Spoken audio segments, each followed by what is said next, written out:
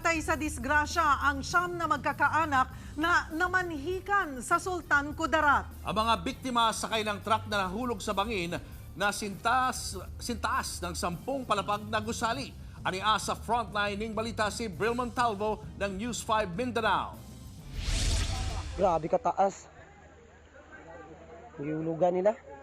40 metrong lalim ng bangin o katumbas ng halos 10 palapag na gusali ang pinagbagsakan ng mini dump truck sa barangay Cristian Nuevo sa Libak, Sultan Kudarat. Tumilapon ang mga sakay nito. Nang dumating ang mga rescuer, isinakay sa stretcher ang mga biktima. Ang ilan naman nilapatan ng paunang lunas sa dinala sa ospital. Ayon sa investigador, hindi bababa sa siyam ang nasawi habang higit 10 ang sugatan kabilang ang truck driver. Sa investigasyon, galing pamamanhikan ang 23 magkakaanak na sakay ng truck. Pauwi na sana sila sa Maguindanao del Norte nang madisgrasya.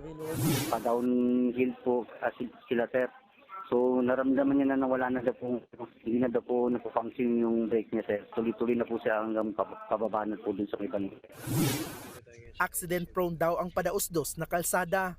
Nagpapagaling pa sa ospital ang mga sugatan habang nailibing na ang mga nasawing biktima alinsunod sa tradisyong Islam. Hindi na rin sinampahan ng reklamo ang truck driver.